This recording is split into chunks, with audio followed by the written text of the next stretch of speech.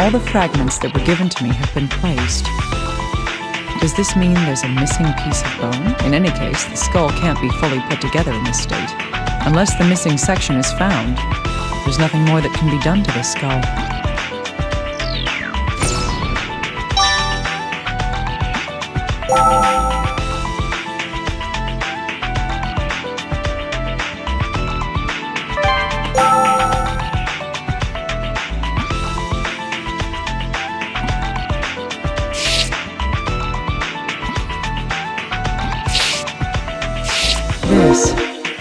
It's a blood stain.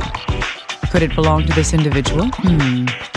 If it was caused by physical trauma, then there's something unusual about it. That would be...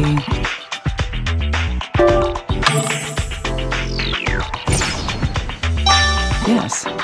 There's no damage to the clothing. Either there's a reason why, or this blood didn't come from this person.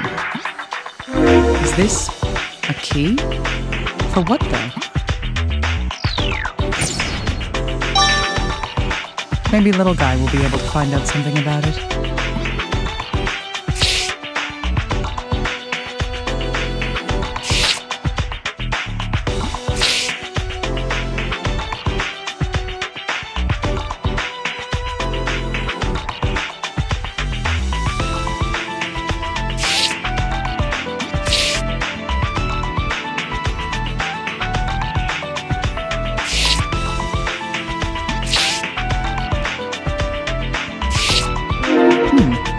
Is this a syringe? And drugs?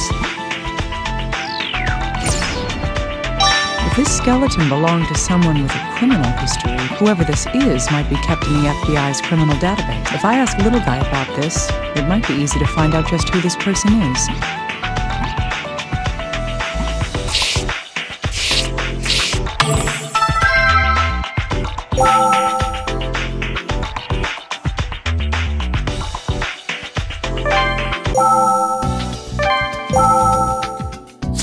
Hey, Little Guy, can you tell me what this key is for? A key? Let's see. This is a very unique key. It involves magnetism. Magnets? What could a key like that be used for? Probably a safe or something else high security. There's a number on it as well. I see. Can you find out where whatever it goes to is located? I can look into it, but What's wrong? Is there a problem? we don't have a clue where this key came from. It'll take a long time to find out any specifics about where this key goes. That's fine. It's still better than me trying to find this out by myself, right? Well, we are a nationwide organization. Fine, I'll take the key. I'll let you handle this then.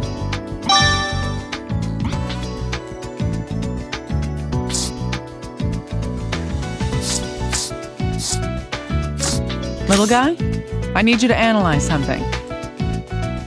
Yes, of course. Oh, what's this? I found this in the deceased's personal articles. I get the feeling that it may be drugs. I see. So you want me to run this through our criminal database? You're good at picking up on these things. This is the kind of thing that we do at the FBI, after all. I'll look into what's in these ampules and see if the syringe has been used. It's going to take a while, so you'll have to give me time. Of course. I'll keep investigating the corpse.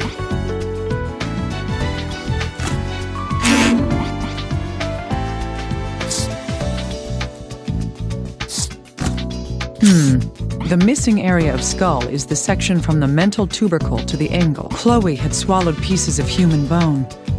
Don't tell me.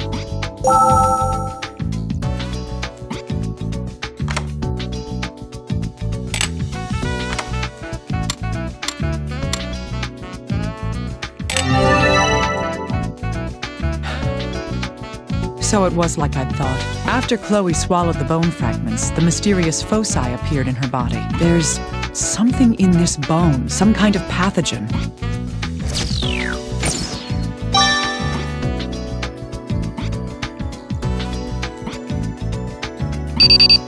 Oh, Dr. Kimishima, that man came by a moment ago. That man? Who are you talking about? The, friendly guy. He said something about having finished reconstructing the body. Ah, you mean Gabe. All right, now we can observe the corpse as a whole. I've gone ahead and put the skull with the rest of the skeleton. You can look at them whenever you like. Good, you're on top of things. Can you tell me what you've observed from it? Oh, right.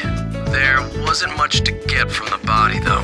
The person was roughly 185 centimeters tall. A histologic examination of the bone detected 15 types of amino acids remaining. There was also a very high concentration of nitrogen. I've sent the results of the analysis to your computer. Please check it out when you need to. Good, I'll look into it. It's possible to examine the body now, too.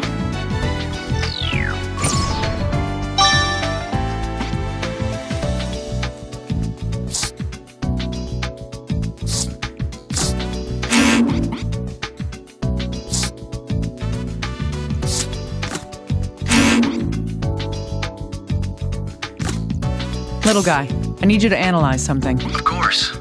Is this a bloodstain? Right. I need you to check the skeleton's DNA and see if that blood came from the same person. No problem. Give me a moment. Do you have the results yet, little guy? Hey, don't rush me, please. The results just came in. It seems that the DNA matches. The blood's from the same person. Huh, I see. If that's the case, what kind of hemorrhaging is it? If this hemorrhaging wasn't caused by physical trauma, then...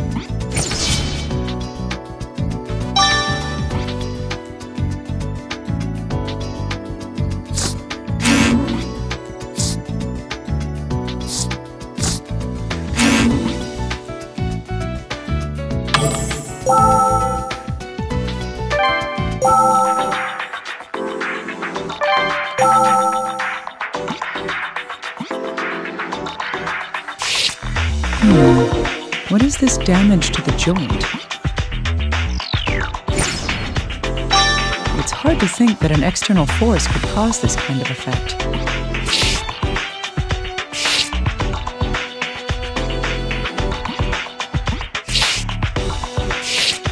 Yes, the femur is completely broken, but why? In the human skeleton, the femur is...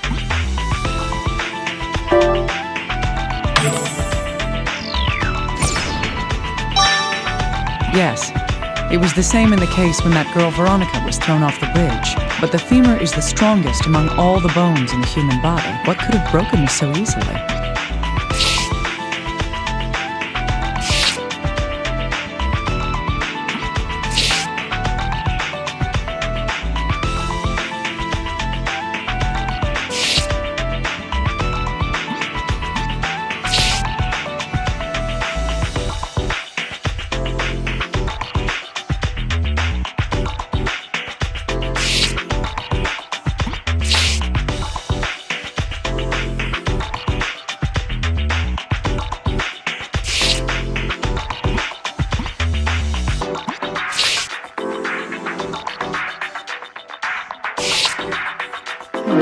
What's this?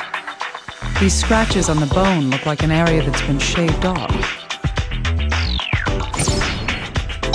Looks like I need to look into what caused this damage.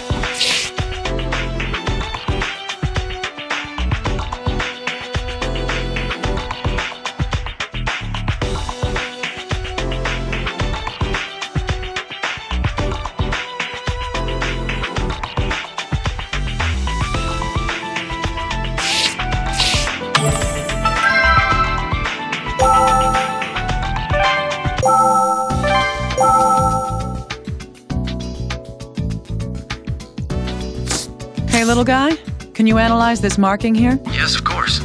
Let's see. How does it look? Can you learn anything from it? Yes, first of all, the damage was done recently. There's no discoloration on the bone tissue in the area that had been damaged. I see.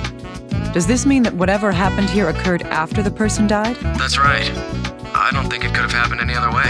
From looking at the damaged area, it seems the bone had been shaved away using a tool, like a router. A router? The only reason I would expect that to happen would be...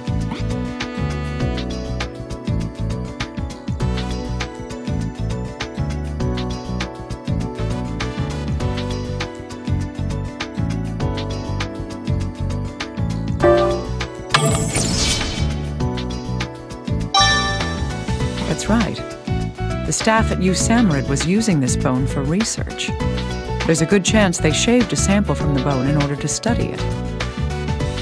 Yes, you need small fragments for the high-detail analysis. That's likely what happened to this bone. Wait a second.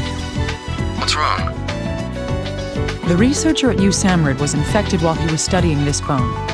Using a router on the bone would cause particles of pulverized bone to be ejected in the air. If the researcher came down with the disease after performing that procedure, then...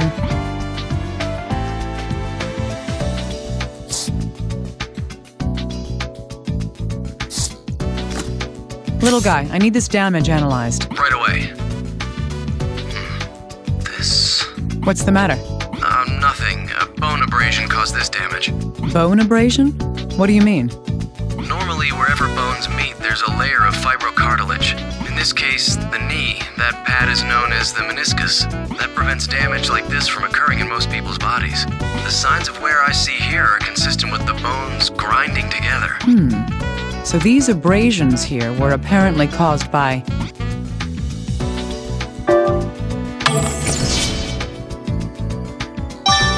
Indeed.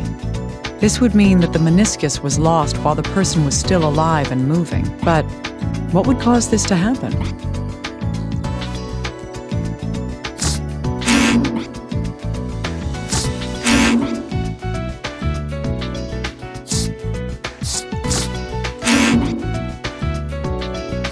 Little guy, can I bother you for a moment? Yes, of course. How may I help you? I want your opinion on this fractured femur. Oh, okay. Just a second. Well, anything? Well... What's this? This bone is hollow on the inside. I'm not surprised it broke if it was like this. Did this fracture occur while the person was still alive? I can't say about the fracture, but the loss in bone density must have occurred while the person lived. It seems safe to assume that the fracture was caused by the decrease in bone density then.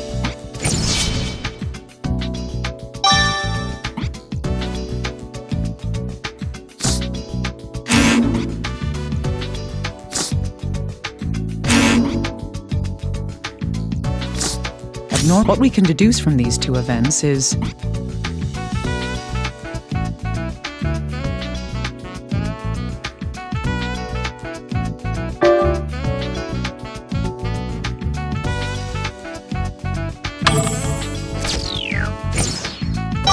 Yes.